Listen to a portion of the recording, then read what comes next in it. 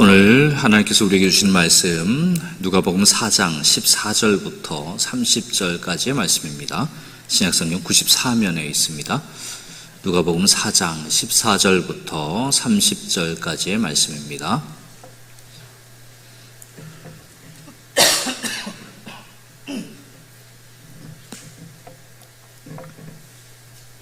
한 절씩 교독하시고 마지막 절 함께 읽도록 하겠습니다.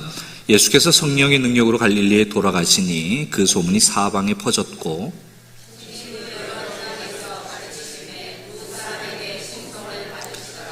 예수께서 그 자라나신 곳 나사렛에 이르사 안식일에 늘 하시던 대로 회당에 들어가사 성경을 읽으려고 서심해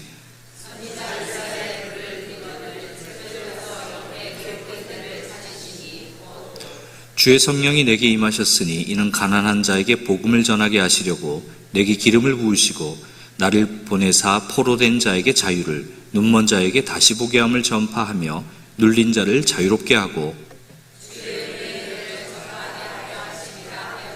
책을 덮어 그 맡은 자에게 주시고 앉으시니 회당에 있는 자들이 다 주목하여 보더라.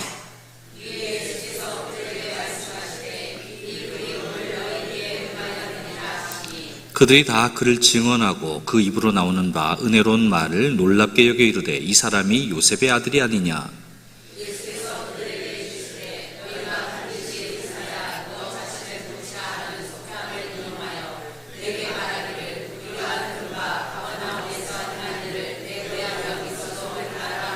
또 이르시되 내가 진실로 너에게 이르노니 선지자가 고향에서는 환영을 받는 자가 없느니라.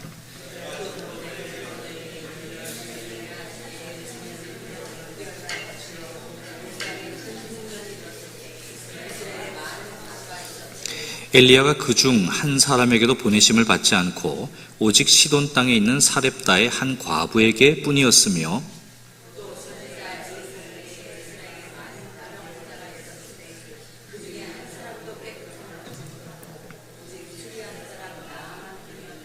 회당에 있는 자들이 이것을 듣고 다 크게 화가 나서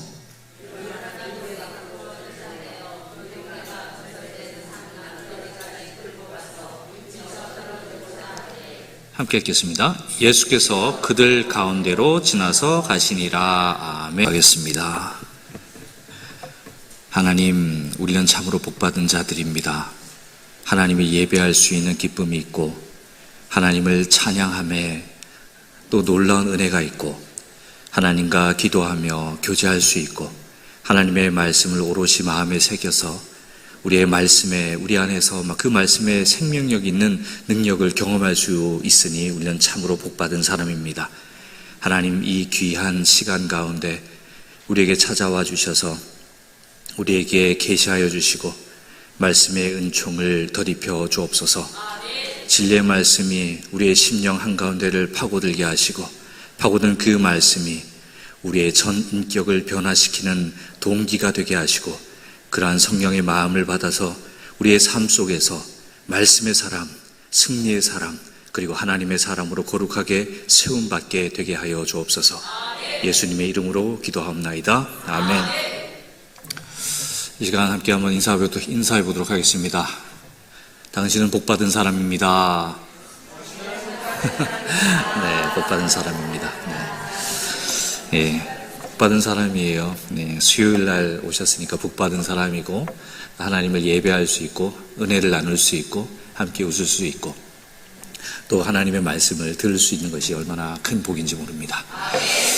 여러분, 오늘은 예수님께서 고향 나사렛에서 이 사람들에게 배척을 당하신 사건에 대해서 한번 살펴보려고 합니다. 함께 먼저 14절을 읽어보도록 하겠습니다.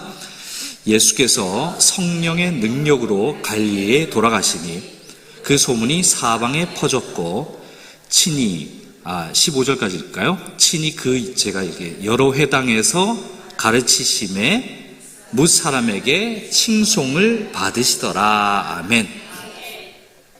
여러분, 14절 바로 앞을 보면요, 예수님께서 성령에 이끌려 광야로 가셔서 마귀에게 3가지 시험을 받으신 사건이 14절 앞부분에 나타나 있습니다.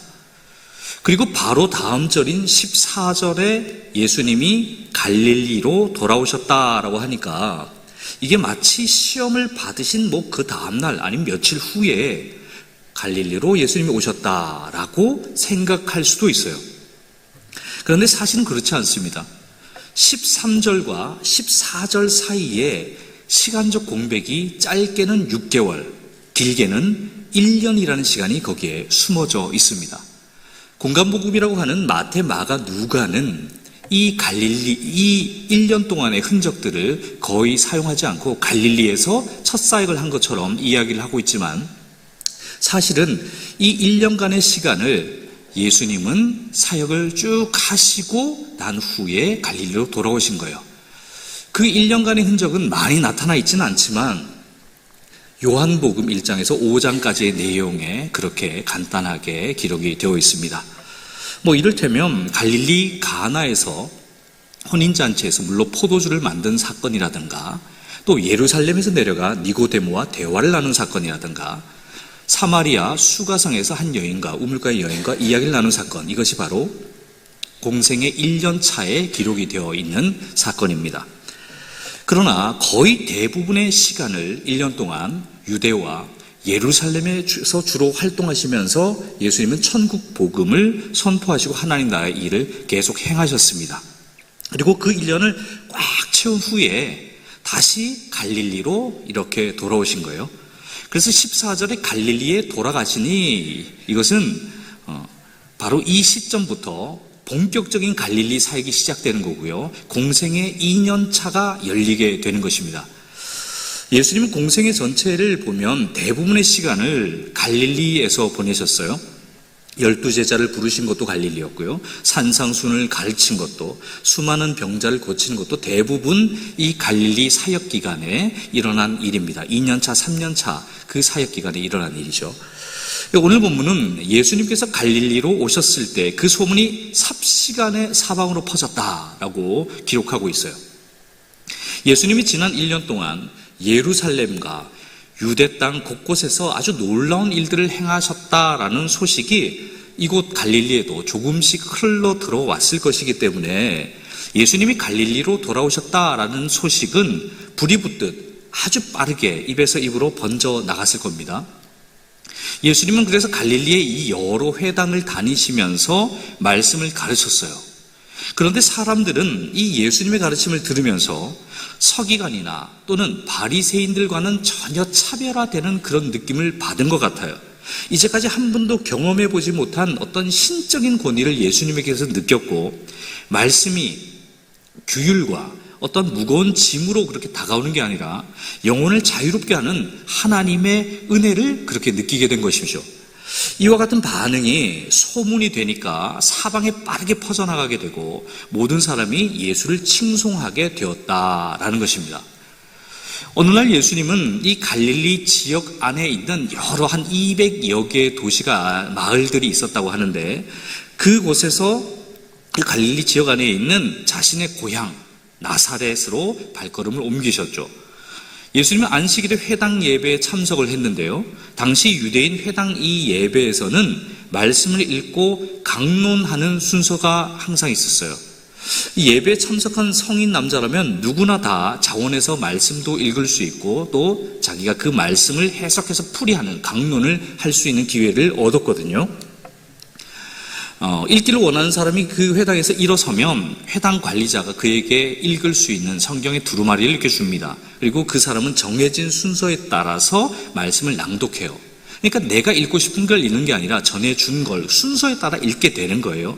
그리고 낭독이 끝나면 자리에 앉아서 그 말씀에 대한 강론을 이어갑니다.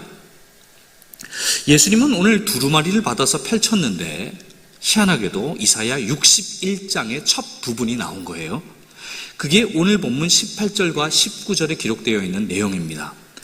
함께 18절 19절을 읽어보겠습니다. 주의 성령이 내게 임하셨으니 이는 가난한 자에게 복음을 전하게 하시려고 내게 기름을 부으시고 나를 보내사 포로된 자에게 자유를, 눈먼 자에게 다시 보게 함을 전파하며 눌린 자를 자유롭게 하고 주의 은혜의 해를 전파하게 하려 하심이라 하였더라. 아멘.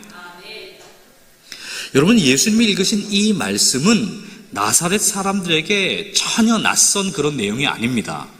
이사야 선지자를 통해 아주 옛적부터 하나님께서 약속하신 이 메시아 강림의 말씀, 어려서부터 수도 없이 들은 그 말씀이기 때문에 아주 익숙한 말씀이에요. 이 당시 로마 제국의 지배 아래 착취와 이 억압 속에서 살아왔던 그들에게, 너무너무 고통당했던 그들에게 이 이사야의 말씀은요, 우리에게 메시아가 오셔야 한다. 메시아가 오면 이 모든 억압과 고통에서 우리를 건져주실 거야. 그런 바람을 넘어서 이 소망은요, 메시아에 대한 소망은 민족적인 소망, 그리고 간절한 기도였습니다. 그런데 바로 지금 회당 한가운데서 예수님이 그 말씀을 읽고 계신 거예요. 사람들은 숨을 죽이고 귀를 기울였을 겁니다. 예수님이 이제 저 말씀을 읽었으니 도대체 저 말씀을 어떻게 풀이할 것인가, 어떻게 강론할 것인가 하면서 말이죠. 그 순간 예수님이 입을 여시는데 이렇게 말씀하는 거예요. 이 글이 오늘 너희 귀에 응하였느니라 그래요. 이게 개역개정 성경은 이게 한 귀에 확 마음에 안 와닿습니다. 이 글이, 이 이사야의 메시아 예언이 오늘 너희 귀에 응하였느니라. 그러면 뭔가 잘 안 와닿죠. 이게 무슨 말인가? 이 말씀이 이런 의미예요. 방금 내가 읽은 이 성경 말씀이 지금 이 자리에서 오늘 너희가 듣는 가운데에서 이루어졌다. 이루어졌다는 거예요.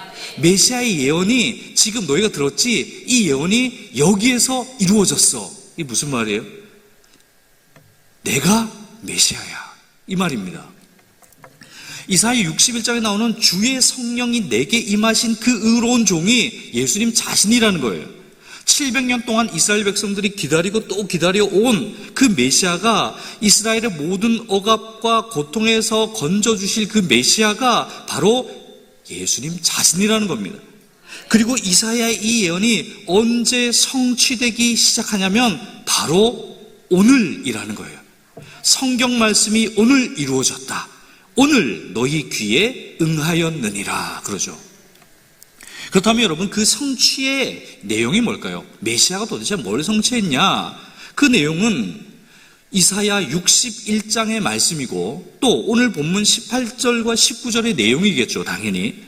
그런데 여러분, 예수님이요, 이사야의 말씀을 그저 읽고 끝낸 게 아니라 풀어서 가르치셨어요. 물론 그 내용은 성경 안에 있지 않습니다.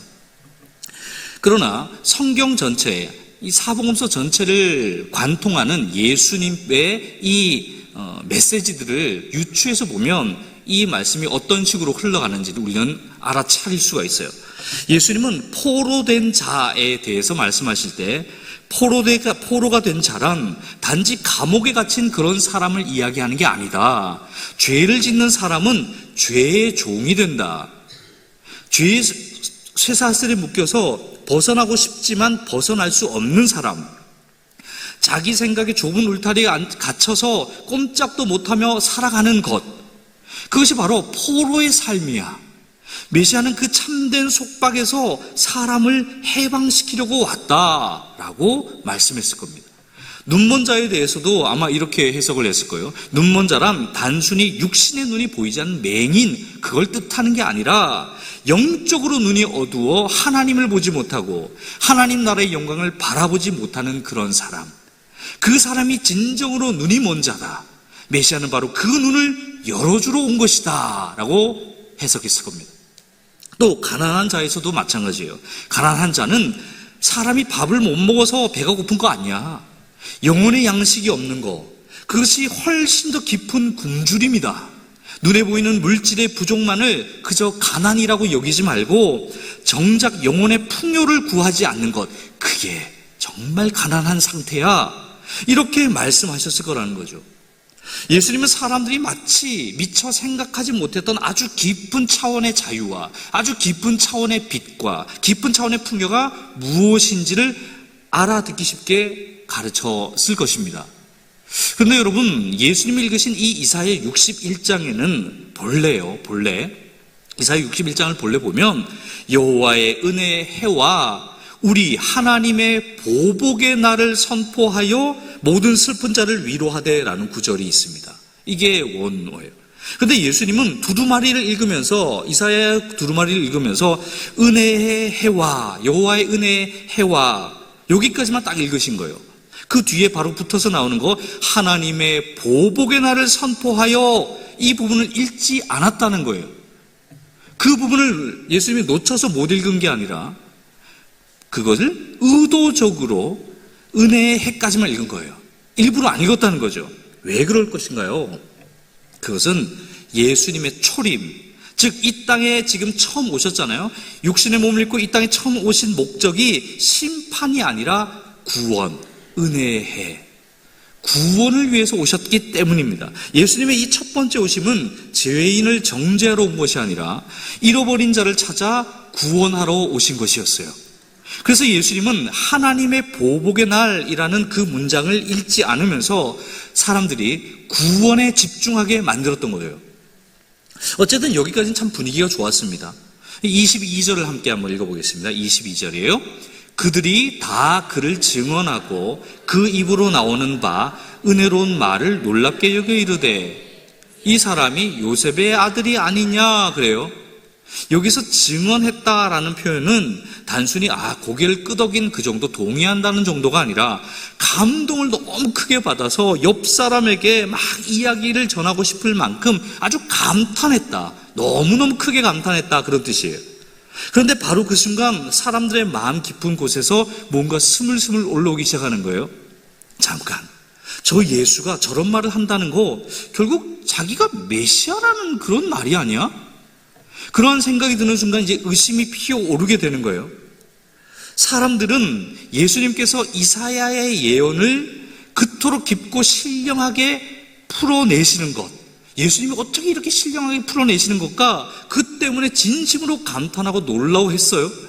그런데 그 예언에 나오는 메시아가 바로 예수님 자신이야 라는 부분만큼 도저히 동의가 안 되는 거죠. 머리로는 이 말씀의 해석 깊이를 인정하지만 마음으로는 예수님의 그 선언은 인정이 안 되는 거예요. 그리고 그 의심은 이내 수군거림으로 금세 번져나가는 거예요. 아니, 저 사람 요셉 아들 아니야? 어릴 때부터 우리 마을에서 자란 목수의 아들이잖아. 집안에 뭐 특별한 것도 없고 뭐 배운 것도 없고 가진 것도 없는 아주 평범한 목수집 아들이 어떻게 이사야의 예언을 이루는 메시아가 될 수 있단 말인가? 말이 안 되잖아. 여러분, 지금 나사렛 사람들은 예수님의 말씀이 아니라 예수님의 출신에만 지금 집중하면서 마음의 문을 닫고 이제 의심을 하기 시작하는 겁니다.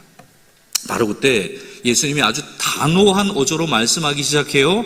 너희가 필시 이런 속담을 들어서 나에게 말하려고 할 것이다. 의원아, 너의 병을 고쳐라. 다른 사람을 고친다 하거든 먼저 너 자신부터 한번 고쳐보아라. 가버나움에서 행했다는 그 기적, 여기 한번 나사렛 이 고향에서도 한번 행해봐. 그런데 여러분, 지금 사람들이 실제로 이런 말을 했냐는 거예요. 말을 하지 않았습니다. 기적을 보여달라고 예수님께 요청을 했나요? 그런 말을 한 적이 없습니다. 그런데 아무도 그런 말을 꺼내지 않았는데 예수님이 그들의 마음속으로 품고 있는 생각을 이미 꿰뚫어 보시고 너희들이 이제 그런 말을 나한테 하게 될 거야. 기적을 좀 보여달라고 얘기하게 될 거야. 그렇게 먼저 탁 이야기를 꺼내신 거죠. 그들의 마음속에 분명히 비아냥과 불신이 자리 잡고 있는 걸 정확하게 보신 것입니다. 그리고 그걸 짚어내신 거예요. 그러면서 예수님은 내가 진실로 너에게 말하노니 선지자가 고향에서는 환영을 받는 자가 없느니라, 그렇게 말씀하세요. 여러분, 이 말을 들은 사람들, 거기에 모여있는 나사렛 사람들이 기분이 어땠을까요? 자기들 마음이 탁 들킨 것 같아서 기분이 언짢았을지도 몰라요. 그런데 예수님은 그들이 더 듣기 싫어하는 이야기 두 가지를 꺼내기 시작했습니다. 첫 번째는 엘리야 선지자 이야기인데요. 여러분, 엘리야 시대에 3년 6개월 동안 극심한 가뭄이 들었던 거 기억하시죠?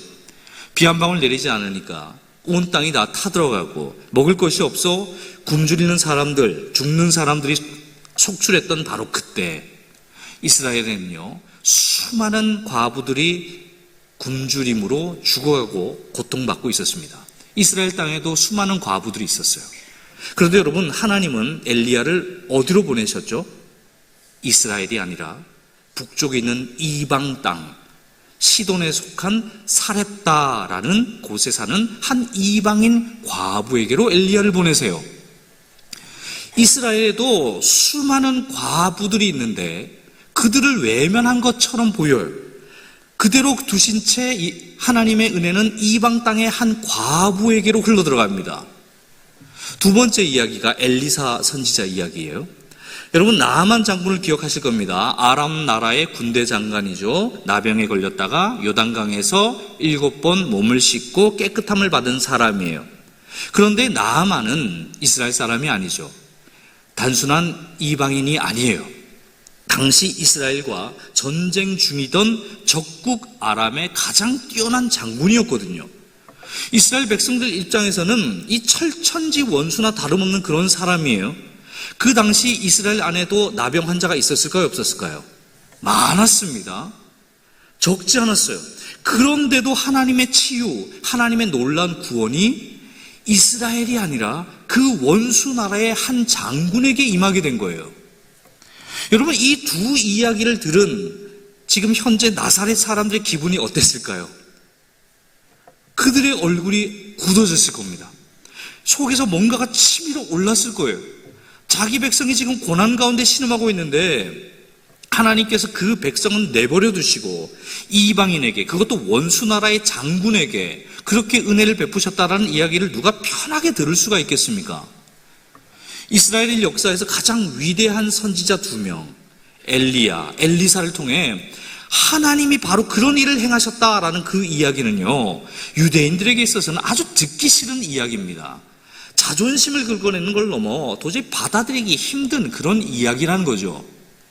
그런데 여러분, 예수님이 왜 이야기를 하셨을까요? 실수로요? 아니요. 의도적으로 이 이야기를 꺼낸 겁니다. 정확하게 그들을 향해서 겨냥해서 꺼낸 이야기예요. 여러분, 예수님께서 이사야 61장을 읽을 때 어떤 문구를 빼고 읽지 않았다고 그랬죠? 하나님의 보복의 날 선포하되 하나님의 보복의 날이 온다라는 것을 얘기하지 않았다고 했어요. 유대인들은 언젠가 하나님께서 자신들의 원수, 그 원수들을 반드시 심판하고 보복하는 날이 올 거라고 분명하게 믿고 있었습니다. 민족 전체가 그 보복의 날을 엄청 기대하고 있었을 거예요. 로마의 이 압제로부터 메시아가 와서 로마를 징벌하고 보복할 것이다 라는 기대감을 다 가지고 있을 거라는 거죠. 그런데 예수님이 그 부분을 읽지 않는 거예요. 그리고 이제 엘리야의 이야기를 통해 하나님의 은혜가 유대인들만을 위한 게 아니다라는 것을 분명하게 지금 보여주고 있는 거죠. 하나님의 구원이 이제 이 땅에 임하게 될 거야. 가난한 자에게 복음이 전해지고, 포로된 자에게 해방이, 눈먼 자에게 다시 봄이, 눌린 자에게 자유가 선포될 것이다. 그러나 그 구원이 반드시 너희에게만 주어지는 것은 아니다. 너희 조상들이 그랬던 것처럼 너희가 그토록 원수라 여기는 이방인들이 그 구원을 누리는 것을 너희가 지켜보면서 배가 아프게 될 수도 있어. 메시아가 왔다고 해서, 하나님의 나라가 임했다고 해서 그것이 당연히 너의 것이 된다고 착각하지 말아라. 너희가 그토록 기다리던 보복의 날, 원수들이 심판받고 이스라엘이 영광을 누리는 그 날은 너희가 생각하는 그 방식으로는 절대로 오지 않을 거다. 하나님의 은혜는 이방인에게도 또 심지어 원수에게도 흘러 들어가게 될 거야. 여러분, 이러한 메시지가 지금 나사렛 사람들에게 들려주고 있는 거예요. 여러분, 메시아를 그토록 700년 가까이 기다려온 이 나사렛 사람들에게 이 말이 어떻게 들렸겠습니까? 어쩌면 저주처럼 들릴 수 있는 그런 말이 아닙니까? 메시아가 이제 오셨으니까 믿고 은혜의 복을 받으라. 오랫동안 기다린다고 너희들 참 고생이 많았다. 하나님이 선택하신 너희 유대인들만 이제 구원을 받게 될 것이고, 이방인들 이제 하나님이 직접 심판하실 것이다, 보복하실 것이다, 뭐 이런 예수님의 축복의 말을 해주시면 얼마나 좋겠습니까? 그런데 그렇게 말씀하지 않으시는 거예요. 여러분, 사실 이 나사렛 사람들을 불편하게 만든 예수님의 이 말씀은 그들을 향한, 나사렛 사람들을 향한 예수님의 진심이 담긴 경고였습니다. 진심이 담긴 경고예요. 지금 예수님은 나사렛 사람들의 마음속에서 무슨 일이 일어나고 있는지를 다 꿰뚫어 보고 계시잖아요. 그들은 처음에 어떻게 했죠? 예수님의 말씀을 듣고 감탄하고 은혜를 받고 놀랐습니다. 감동을 너무 받았어요. 그런데 금방 저 사람 요셉의 아들 아니야? 그러면서 의심이 고개를 들었고 의심이 수군거림이 됐고 수군거림은 그들 전체 마음의 문을 굳게 닫게 만들었다는 거죠. 예수님은 바로 그런 전체 흐름을 다 알고 계셨어요. 그걸 꿰뚫어 보고 계셨습니다. 그래서 나사렛 사람들은 이미 자기들 마음속에 어떠한 자기들이 원하는 메시아의 형상, 이미지, 그 모습을 다 그려놓고 있었거든요. 로마 제국을 무너뜨리고 이스라엘을 다시 강대한 나라로 세워줄 그런 강력한 정치적 영웅, 그들이 원하는 메시아였어요. 그런데 지금 눈앞에 있는 사람이 어떻습니까? 어릴 때부터 알고 지냈던 목수의 아들 예수예요. 말씀은 지금 해석하는 게 너무너무 놀랍지만 1년 동안 해왔던 그 소문은 너무너무 멋지지만 아무리 생각해도 그 예수가 로마를 물리칠 것 같지는 않아 보여요. 자기들이 그려놓은 메시아의 그림과 예수가 맞지 않는 겁니다. 여러분, 내가 원하는 방식으로 일하시는 하나님, 그 하나님만 믿으려고 한다면요, 정작 하나님이 일하실 때 절대로 그것을 알아차릴 수가 없습니다. 자기가 만들어놓은 틀 안에서 하나님을 가두게 되고 하나님이 그 안에서 움직이겠지, 그 안에서 응답해 주시겠지, 일을 하시겠지라고 생각한다면 우리는 놀라운 하나님의 역사들을 잘 볼 수가 없게 되는 거예요. 심지어 하나님을 잃어버릴 수도 있죠.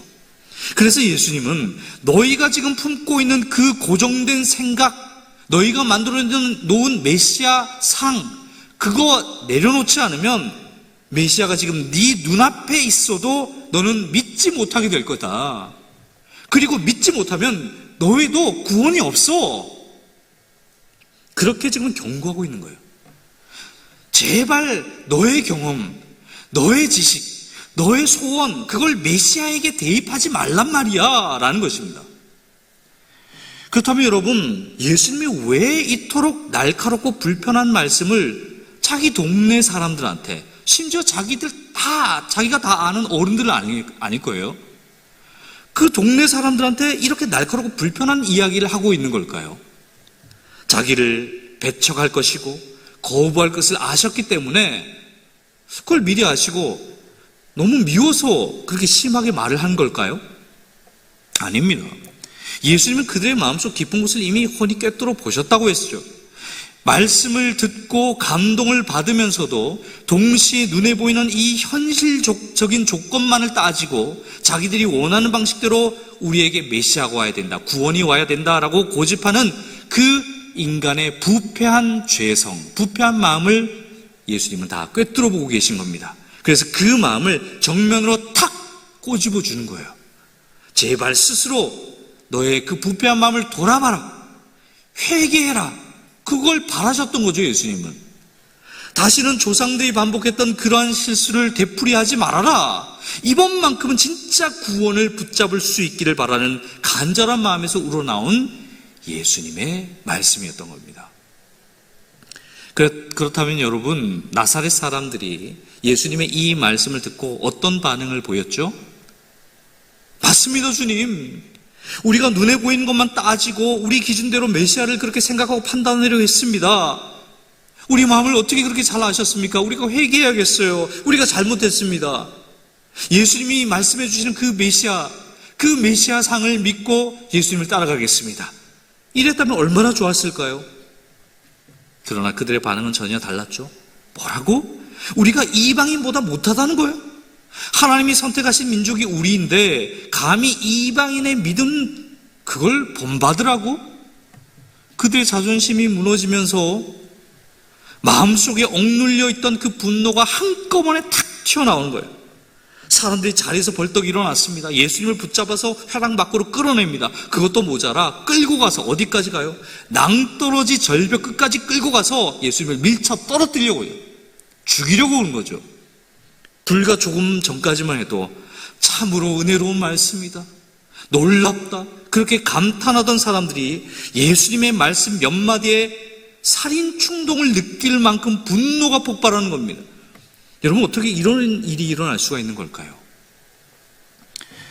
그들이 처음 보였던 예수님에 대한 그 칭송은 진정한 믿음이 아니었기 때문에 이런 일이 일어나는 겁니다. 그들이 감탄한 건요, 예수님이 아니었어요. 예수님의 말씀이 자기들 귀에 아주 달콤하게 들렸기 때문입니다. 자기들이 원했던 메시아에 대한 그 기대감이 잠시 부풀어 올랐을 뿐이에요. 그런데 그 기대가 산산이 무너지는 순간 감탄은요, 뭘로 변해요? 분노로 돌변하게 된 거죠. 믿음처럼 보였지만 진짜 믿음이 아니었던 겁니다. 성난 군중들은 예수님을 낭떠러지 끝까지 몰아붙여요. 그런데 그 순간 아무도 예수님께 손을 댈 수가 없는 거예요. 예수님의 위엄 있는 어떤 신적 권위 앞에서 그들의 몸이 마치 얼어붙은 것처럼 딱 그 자리에 멈춰서게 되는 거예요. 아무도 예수님을 건드릴 수가 없어요. 그래서 예수님은 그 가운데를 유유히 지나서 자리를 벗어나셨다라고 오늘 본문은 마무리하고 있습니다. 아직 예수님께서 고난을 받으시고 십자가에 달리실 때가 이르지 않았기 때문이에요. 아무도 예수님을 못 건드립니다. 지금은 때가 아니에요.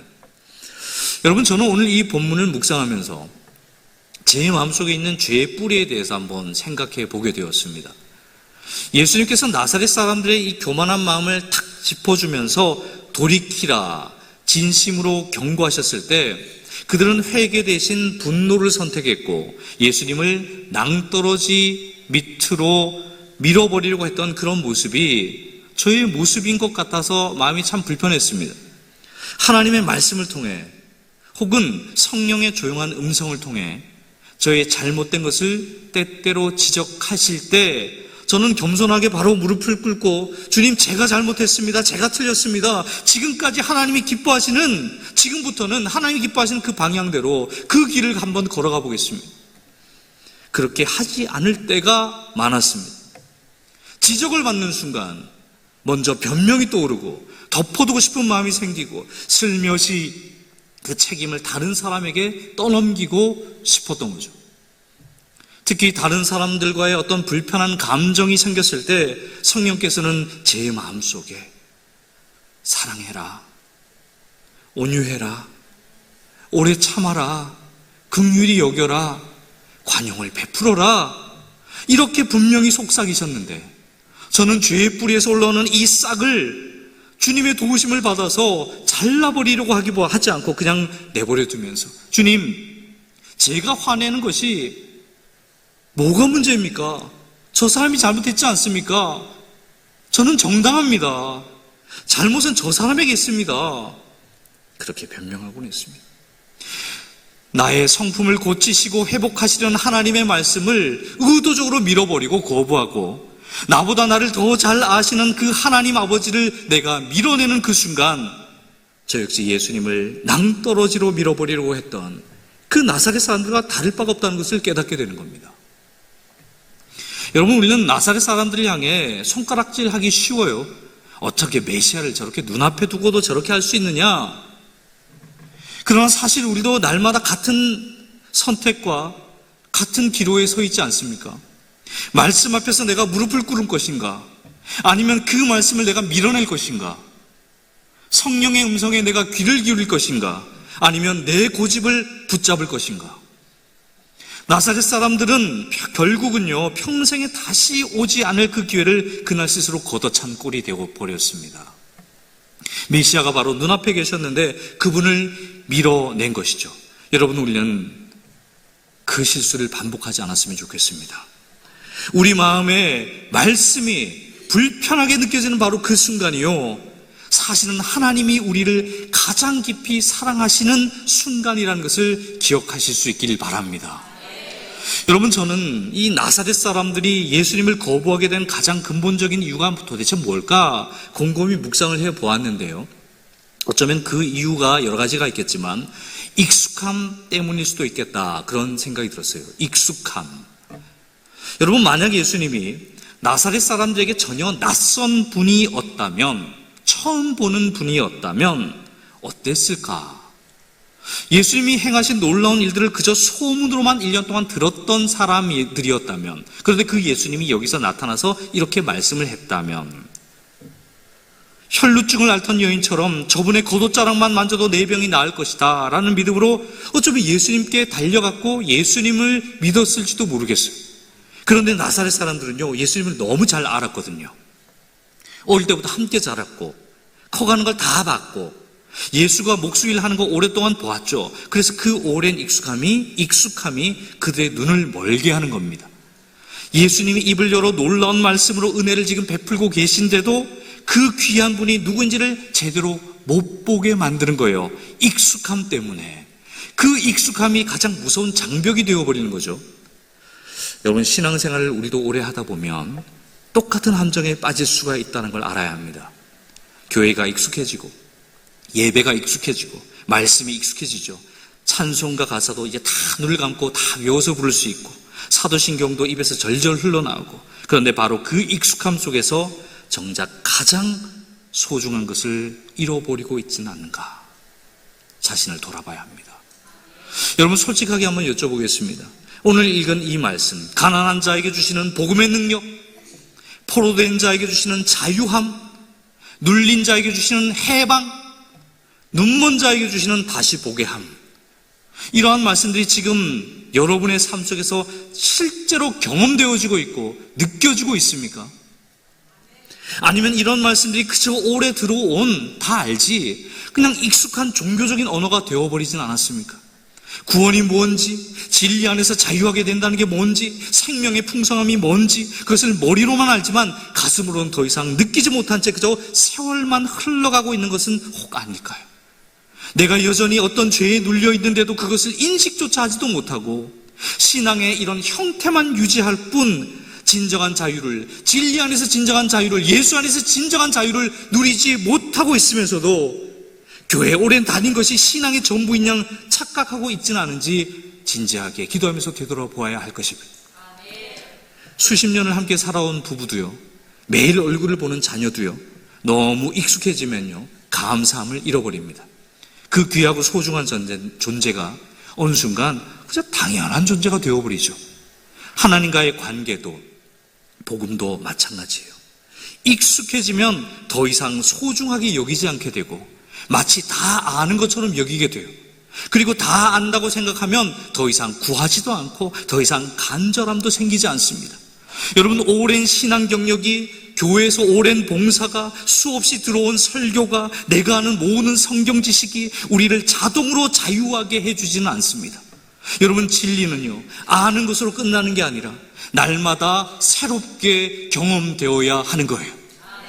예수님은 어제나 오늘이나 영원토록 동일하신 분이시지만 우리가 그분을 대하는 우리의 마음은 날마다 새로워져야 하는 것입니다. 이제 말씀을 마무리하면서 가장 중요한 질문 하나를 드리겠습니다. 예수님이 선포하신 그 자유와 해방, 복음과 구원이 지금 저와 여러분의 삶 속에서 실제로 크게 깊게 경험되기를 진정 원하십니까? 만약 그렇다면 우리가 먼저 해야 할 일이 있는데요, 바로 익숙함을 깨뜨리는 것입니다. 오랫동안 알고 있다고 생각했던 그 복음이 다시 낯설고 나에게 새롭게 다가올 수 있도록 우리 마음의 문을 활짝 열어야 됩니다. 그런데 여러분, 우리가 스스로의 힘으로 이 굳어진 마음을 어떻게 깨뜨려요? 못 깨뜨립니다. 우리 힘으로 되지 않아요. 성령 하나님의 도우심이 그래서 필요한 거예요. 성령께서 우리의 굳어지고 메말라버린 이 마음을 다시 새롭게 하셔서 우리가 복음 앞에 늘 새로운 갈망이 솟아나게 해달라고 우리는 간절히 간구해야 될 줄 믿습니다. 주님, 저는 아직도 주님의 전적인 은혜, 주님의 도우심이 필요합니다. 저는 아직도 죄의 건세에 매여 있습니다. 영적인 무지와 어둠 속에서 온전히 저는 보지 못하고 있습니다. 오늘 다시 한번 주님의 구원을 경험하게 해주십시오. 바로 이 자리에서 주님의 생명으로 제 영혼을 회복시켜 주시고 진리 안에서 참된 자유함을 만끽하게 하여 주옵소서. 우리는 이렇게 날마다 예배 자리에서 울부짖어야 할 줄 믿습니다. 여러분, 절대로 나는 이미 다 아는 사람이지, 내가 신앙생활 이만큼 했는데, 그렇게 되지 않기를 바랍니다. 저도 마찬가지예요. 목회자가 제일 위험하고 그렇습니다. 제일 그래서 깨어 있어야 합니다. 우리 모두 날마다 말씀을 사모하고 날마다 배우고 날마다 새롭게 깨닫는 자가 되시기를 예수님의 이름으로 축복합니다. 익숙해질 때마다 무엇이 계속 신앙생활 가운데 당연하다는 생각이 들 때마다 다시 처음으로 돌아가십시오. 처음 복음을 들었을 때 그 감격, 처음 예수님을 내 구주로 영접했을 때 그 말씀, 떨림, 눈물, 그것을 기억해내십시오. 그리고 그 감격을 날마다 새롭게 회복하기를 원하시고 기도하시기 바랍니다. 그리고 성부, 성자, 성령 하나님에 대해 더 많이 궁금해 하시기를 바라요. 우리가 평생 배우고 알게 되는 그 하나님은요, 사실 하나님의 놀랍고 크심, 기쁘심에 비하면 정말 빙산의 일각에 불과합니다. 그러니 날마다 새로운 하나님을 내가 찾고 만나고 그 안에서 놀라운 자유와 해방을 경험하시기를 바랍니다. 그리하여 오늘 예수님께서 나사렛 회당에서 선포하신 이 말씀, 이 글이, 이 말씀이 오늘 너희 귀에 응하였느니라. 이 성경 말씀이 너희가 듣는 가운데서 오늘도 새롭게 이루어졌다. 영원히 새롭게 이루어지게 될 것이다. 이 주님의 말씀이 우리 각자의 마음과 삶 속에 놀랍도록 살아있는 현실로 응답되기를 예수님의 이름으로 축복합니다. 기도하겠습니다. 사랑과 은혜의 하나님 아버지, 오늘도 말씀을 통해 우리를 돌아보게 하시니 감사합니다. 주님, 저희가 오랜 신앙생활 속에서 익숙해지고 예배가 익숙해지고 복음이 익숙해진 나머지 정작 주님 앞에서 날마다 새롭게 나아가는 간절함을 저희가 잃어버렸다면 회복의 은혜를 다시 주시옵소서. 성령 하나님께서 친히 우리 안에서 역사해 주셔서 굳어진 마음을 부드럽게 해주시고 메말라버린 영혼의 생수를 부어주셔서 오래전 처음 복음을 들었을 때 그 감격, 처음 주님을 만났을 때 그 떨림이 다시 회복되게 하여 주옵소서. 여전히 죄의 권세에 눌려 자유하지 못한 이에게는 주님의 해방의 은혜가 그의 삶에 실제로 임하게 하여 주시고, 영적인 눈이 어두워 하나님 나라를 바라보지 못한 이에게는 그의 눈을 열어 주시옵소서. 오늘 주님의 음성을 들은 모두가 날마다 주님 앞에 새롭게 나아가는 자가 되게 하시고 날마다 복음 앞에서 새롭게 감격하는 자 되게 하여 주옵소서. 예수님의 이름으로 기도하옵나이다. 아멘.